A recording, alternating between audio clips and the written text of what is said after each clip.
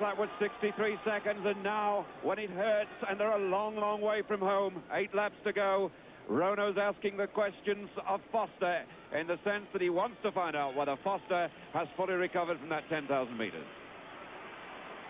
Foster in third place, though, is going along, keeping it even. And they went through 4 laps. That's an approximate mile in 4 minutes, 15 seconds.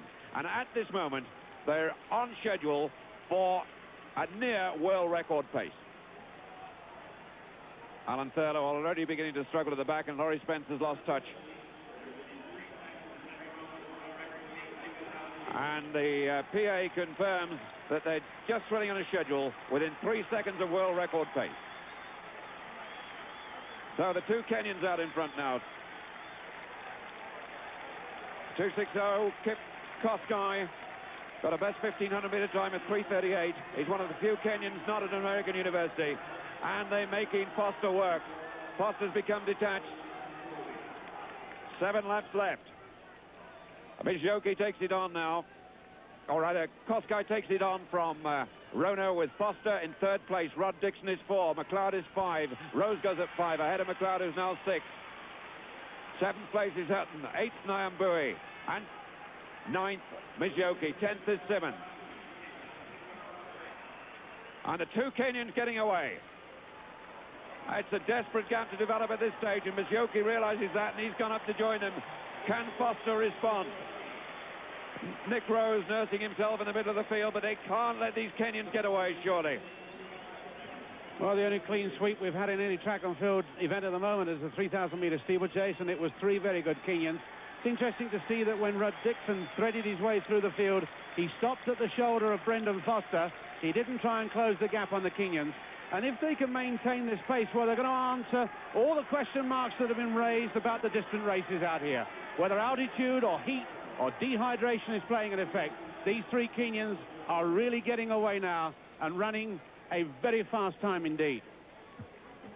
McLeod beginning to respond. The 3 Kenyans are clear, and Henry Rono looks back, and this is good from him. He sees what a gap he's got. He knows if he can break them now, they'll never get back to him. So it's Rono who kicks on in front and stretches the whole field out. And Rose, who's beaten him 3 times on the American circuit, is now 20, 30 metres behind. The 3 Kenyans in front.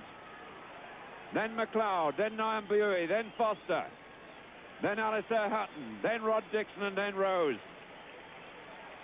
But they just cannot get on the tail of the Kenyans. Look at McLeod there. He knows what it's about. He knows he's got to get there, and he's done just that. He's got to sit in behind them now and let them nurse him round. And Rono realizes that McLeod's got there, knows he must have taken a lot out of himself, and so Rono kicks again. These are first-class tactics by the Kenyan.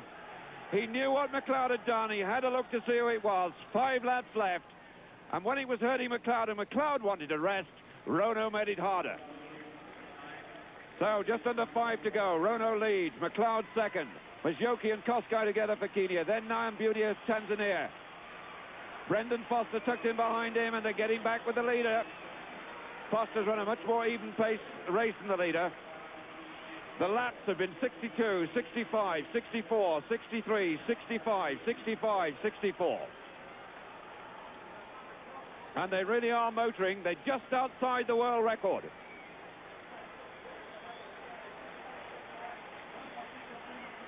Rono leads. McLeod right in behind him. McLeod, who got the bronze medal in the 10,000 metres and seems to have recovered rather more quickly than Brendan Foster, but Foster is by no means out of touch. This time they've got 4 laps left, and this machine in front moving beautifully. Rono now, 6 metres clear of McLeod, and going away again. There's the kick on the bend.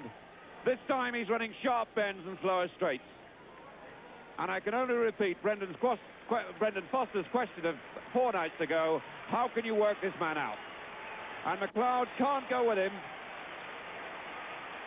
And Rono is now 15 metres clear of McLeod. But Foster is beginning to show again. He's up there in 4th place, being chased and tracked by Nyambui. McCosta almost back there with McLeod. Rono looks back to check. And I would say the danger's evaporated. surely he'll not lose a lead of this sort.